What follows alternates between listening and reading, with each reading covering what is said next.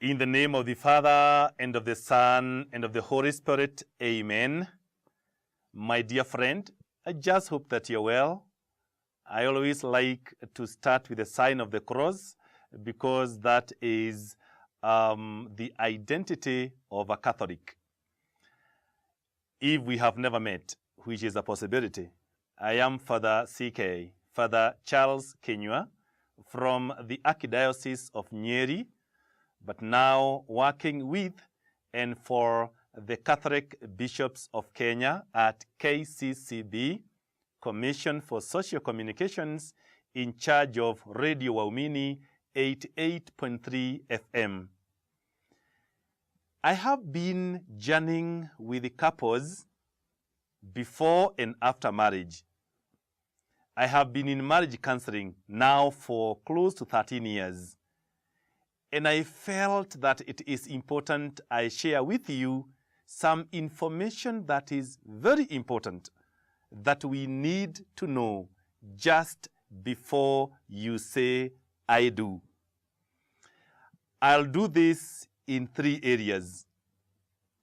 Area number 1 is the questions that you need to ask yourself just before you start the journey to marriage. Then area number 2 is the aspects to be considered. And then area number 3 is what I call Father CK's 10 points of consideration just before you get married. It is my hope that later we'll be able to have part 2, part 3, and part 4 as we work on towards this ministry towards our families. It is my belief and desire to see that our marriages are working. Just before you get married, the following 8 questions you need to ask them, and you find an answer. If you don't ask these 8 questions plus, and you get their answer, chances are at some point on your journey towards marriage, you may find yourself stuck. Question number 1, why do I want to get married? Why do I want to get married? Question number 2, why now? Why now? Question number 3, why do I want to get married to this person? Okay? And question number 4, do I feel secure in the presence of this person? Do I feel secure? Myself and my information. Okay? Question number 5, how spiritually connected are we? How spiritually connected are we? Question number 6, who will be the leader and controller of our marriage? Who will be the leader and controller of our marriage? A very important question from day 1. Question number 7, do we want to start our journey in the church or not, and why? Do we need or do we want to start our journey in the church? Yes, why? No, why? And the last question on this category is, how much do I know of the person I am getting married to? How much do I know of the person I am getting married to? My friend, the 8 questions helps you now to be in a position to start your journey to preparing yourself for marriage. Having done that, Then you look at you go to section number 2, as I did promise. In section number 2, the 4 areas that needs to be discussed long before you get married. Area number 1 is sex. My dear friend, sometimes we don't talk about sex.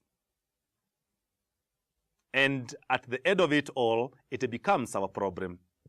Area number 2 is finances. Area number 3 is religion. And area number 4, friends stroke in-laws. Those 4 areas. Let me briefly look at each.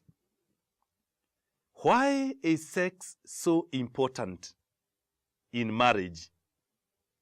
This question needs to be answered by understanding what marriage is. Ultimately, marriage is for companionship and holiness. Companionship, part of it is sexual life. And today, this moment, I can tell you, as your priest and servant, marriage without sex is a dead marriage. Right now, maybe even you who is watching this DVD, you may be in what we call a sexless marriage or a forced celibacy marriage, for whatever reason. Quite a good number of us are socialized to believe that sex ni tabia baya. Kwa hivyo, we don't discuss sex before getting married. In fact, we feel quite uncomfortable anytime the topic of sex comes up. Right now, it is sex that is actually leading quite a good number of our marriages in their discontent. It is so bad. What we did not discuss, what we thought was not important, is what is eating us today. It is important. A young man and a young woman takes time to discuss this question of sex. In this question of sex, discuss even what makes you happy in your sexual encounter. Remember, you are becoming husband and wife and in charge of each other's nakedness. So why should you be afraid to talk about sex with a person who will be seeing your nakedness? I mean, honestly. Also discuss children, the spacing and the sex and quite a number of things. On this, I can talk about it over and over and over again, even for countless number of years, but it is important. Area number 2, finances.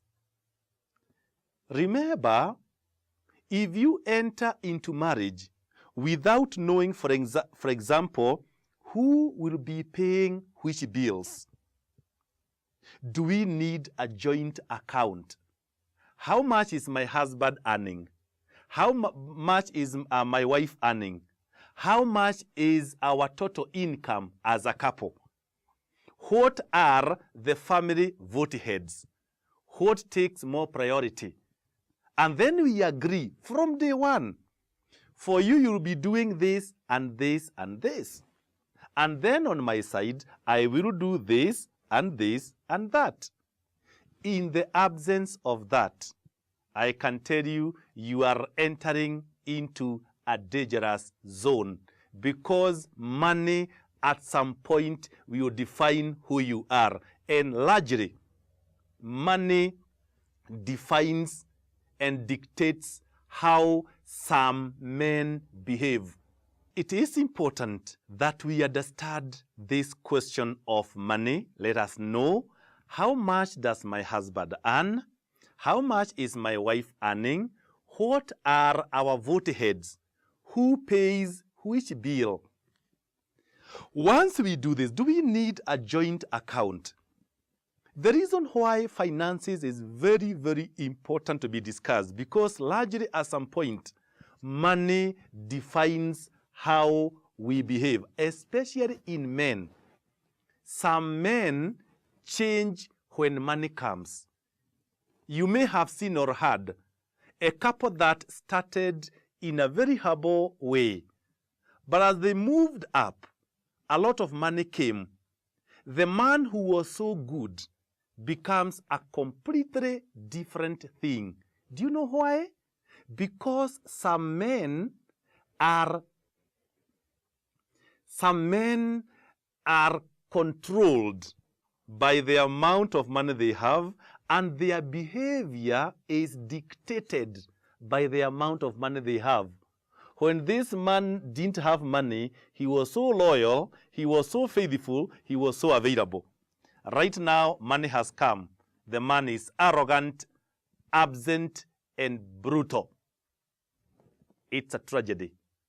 From day one, discuss it. And I can tell you for a fact, before God and His Holy Church, quite a good number of our marriages that are struggling today financially, they never discussed finances from day one.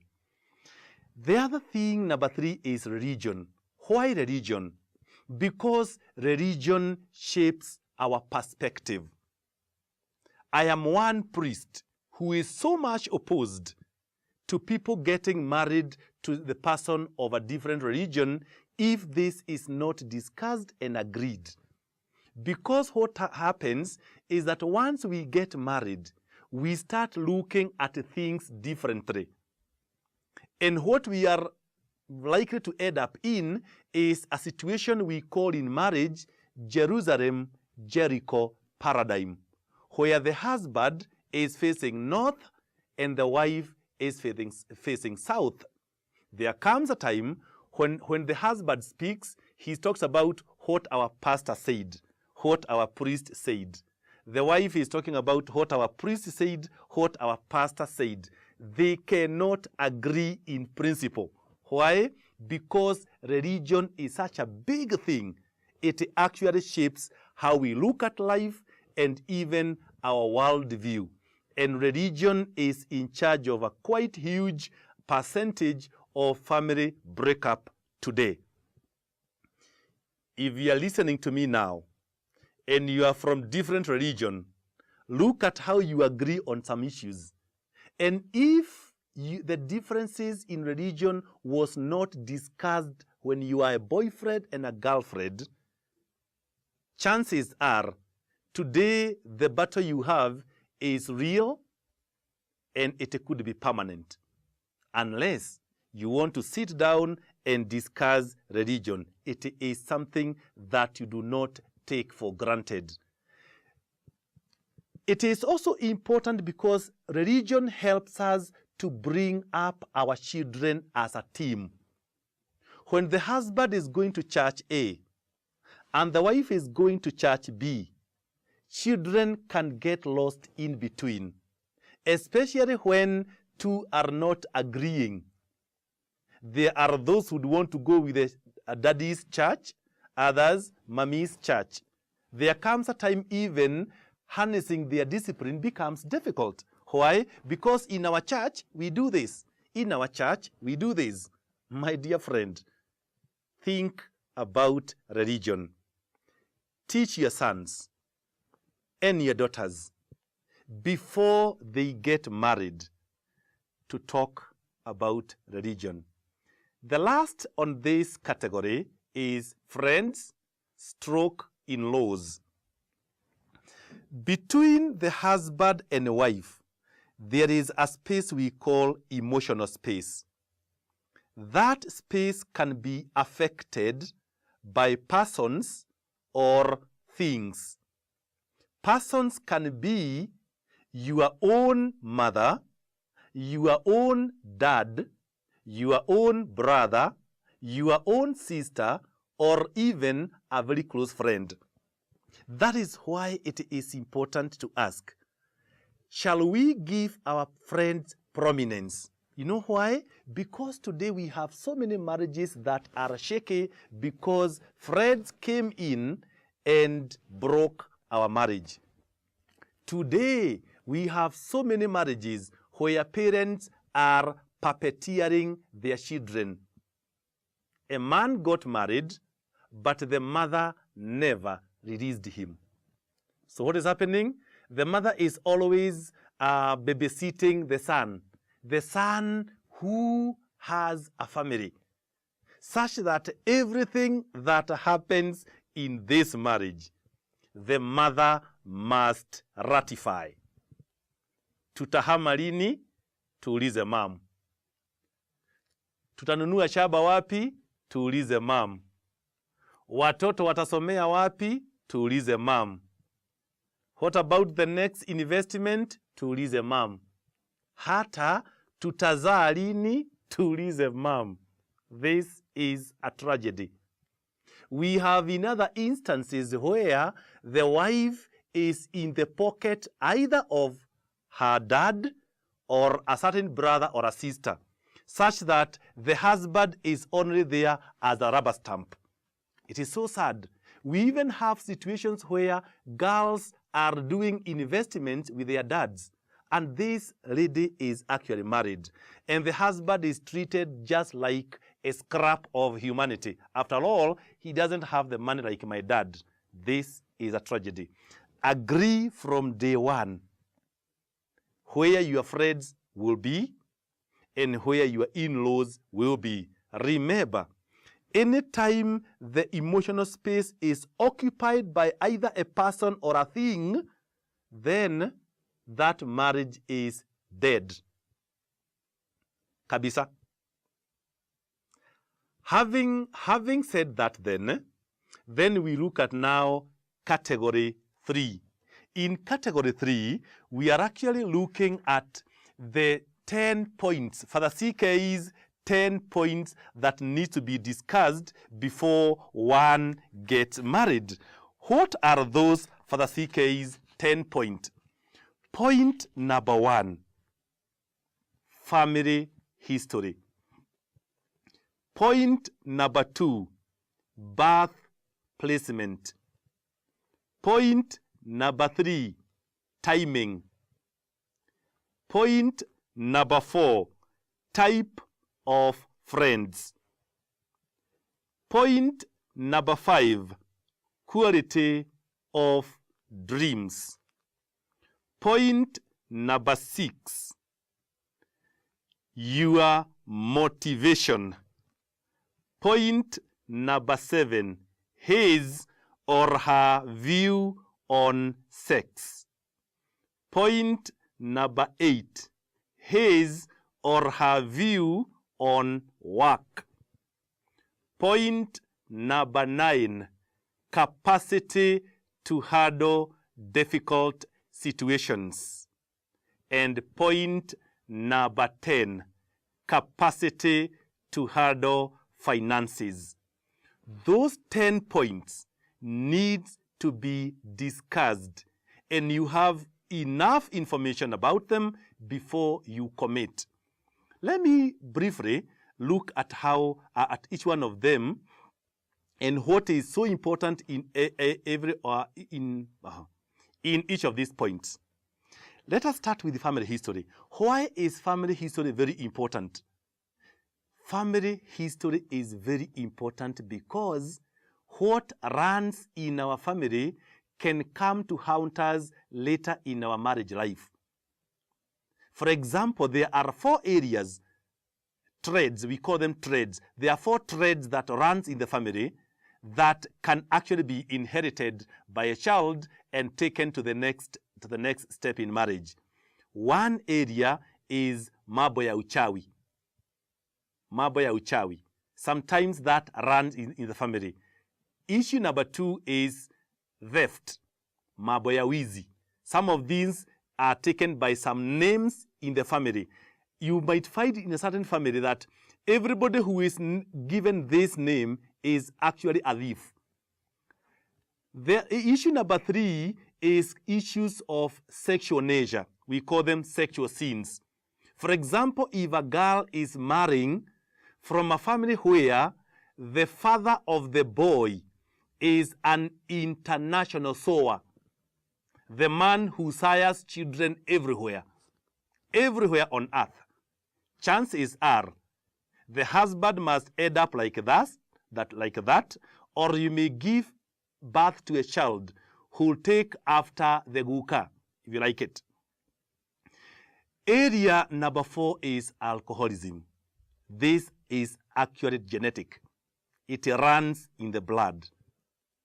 That is why you need to understand family history, so that you can say, I know all this about this girl. I will marry her, all that notwithstanding. I have known all this about this young man. I will marry him, all that notwithstanding. If you get married in a family that you do not know, that is what Father CK calls getting married with your eyes closed. When you get married with your eyes closed, marriage has a way of opening your eyes, and it is actually a tragedy. Birth placement.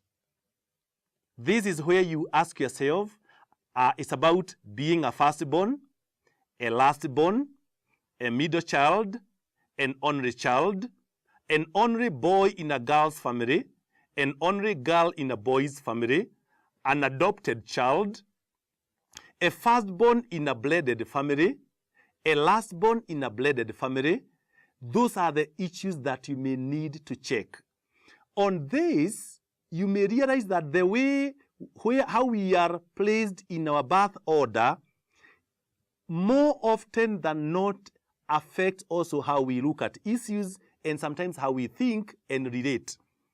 For example, if you are a firstborn and you are getting married to a firstborn, you may have issues of submission, because largely firstborns have a problem of submission.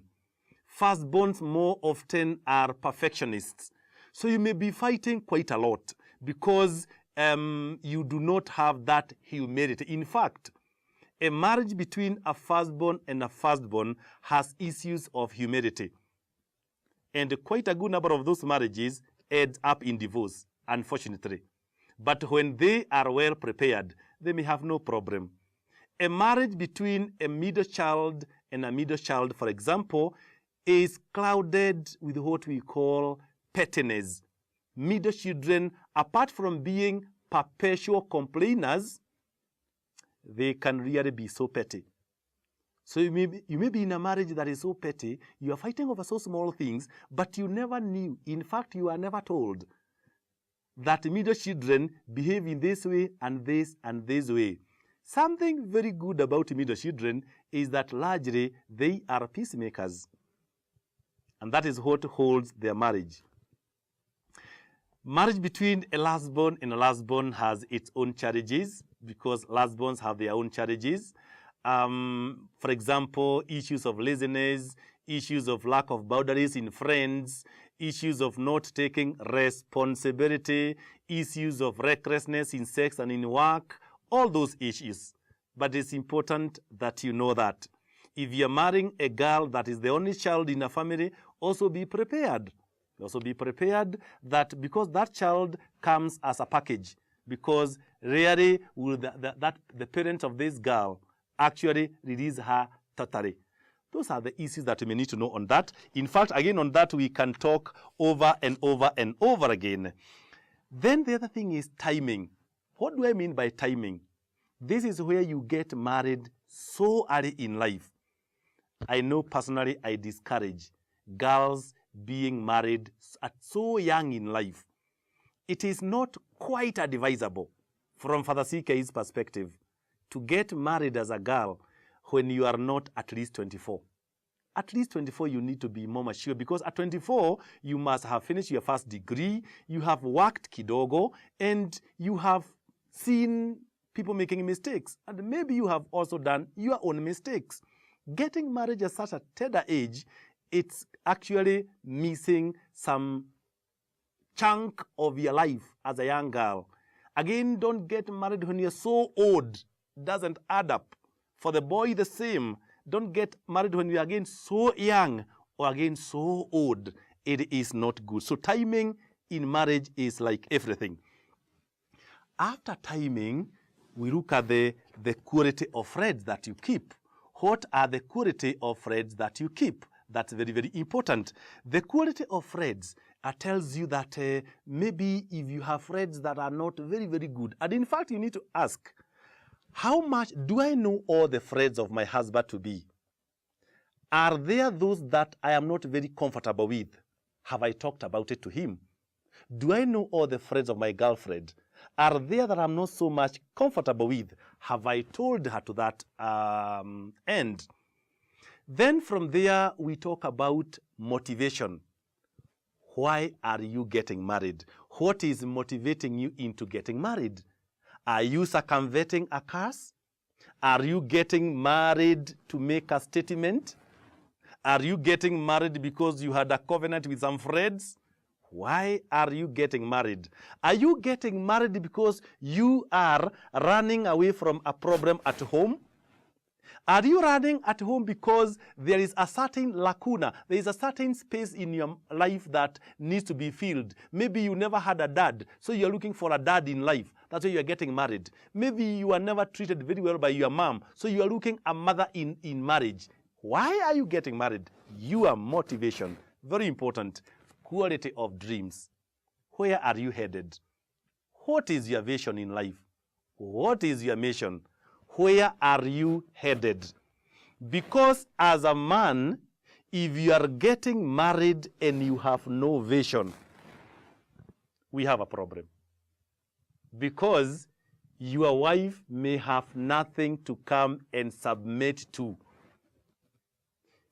She comes with her vision. You come with your vision, you fuse the two. Once you fuse the two, then you are able to come up with a family vision. On this, when you come with a family vision, then you are able to ask, where is it that we are headed as a couple? Very, very important. Having said that, then you look at this important area, his or her view on sex. You may need to ask. For example, if a girl tells you, for me, sex is children, then there you have a problem. What does it mean? Because the moment you'll have the children that you wanted, for her, sex imeisha. So this must be clarified from day one. His or her view on work, then you have a problem. Are you getting married to a man who doesn't like to work? A man who wants to be provided for all the time? Are you getting married to a girl who believes that men should provide everything? That is the question. Having done that, then we look at the capacity to get out of a difficult situation. When we are caught up in a mess, are we people who just run into suicide? Are we people who just run to mganga? Tukatafute prophet? Ama tukalipe pesa ya mganga somewhere? How do you get out of your difficult situation? And the last thing is capacity to handle finances. Remember, in our category 1, we talked about finances. It's also good now to ask here, how do we handle our finances? Is your man capable of getting money and using it on the intended goals? Is your wife always getting money and taking them home for her mother or her dad or others to help her manage? How do you manage your finances? Very, very important. We have men and women who have a problem handling money.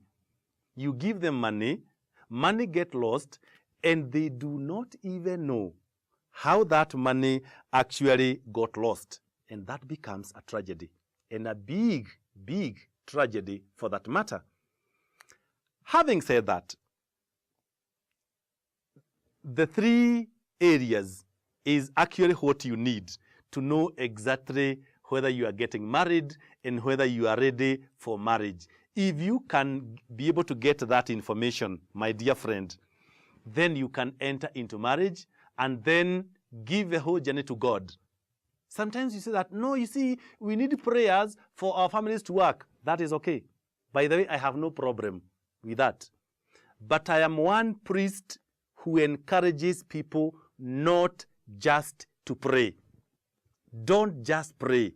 In marriage, I can tell you for a fact, prayer alone is not enough.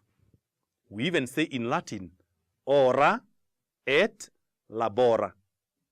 Ora et labora. It is praying and working. If you are a husband and you have a problem of drinking, prayer alone is not enough. Pray about it and stop drinking. Pray and stop. Pray and stop going to areas that are your occasions of sin and get over that. If you are a wife and you have a problem of a sick tongue, such that when you talk, either you are so vulgar or you are just so bad with your tongue, prayer alone is not important. Pray and tame your tongue. Pray and seek for the healing of your tongue. That is what I'm talking about. Dear men and women, mothers and dads, please do not allow your sons and daughters to repeat the same mistakes you made before you got married. And just before I conclude this part 1 of our journey towards marriage, allow me to make the following comments. Comment number 1. Every marriage can work if the players are well informed and prepared. Every marriage, for sure, every marriage can work if the players in this marriage are well informed and well prepared. Point number 2. In marriage, husbands and wives are not made for one another. They are both made for God. You may have heard this lie, especially being given by men, that, you are made for me. It is not true. Both of you are made for God. My point number 3, marriages are not made in heaven. There are people who say that, our marriage was made in heaven. No, there is no marriage that is made in heaven. Marriages are made here and lived here with the help of God. Kwa hivyo, msijidanganye na usidanganywe ya kwamba the marriage you are entering into, kitambo sana, it was made in heaven. It is not true. And my point number 4, people don't get married for children and happiness. No, they get married for companionship and holiness. In fact, marriage, as we'll see later in our part 2 and 3, is a way of us connecting with God because it reflects the love that God has for us, humanity. Meaning, therefore, that the marriage you are in is actually a path of knowing God more and living well as a Christian in all that you do. Very, very important. So through marriage, you become holy. Marriage, my point number 5, marriage is a triad. A union of husband, wife, and God. Please note, the more people you bring in your marriage, however much you are not agreeing, the more the possibility of your breakup. So even when you have a problem, don't go telling everybody. Don't call the whole village, the whole estate, the whole church to come and listen to the problems that you have. The more you bring them, the more people you bring, the more avenues you are opening for a breakup. So, if it is possible that it can be done between you and your spouse and God, the better. If you must get the third person to come and listen to you, limit the people who will listen to your fighting. I want to add with this.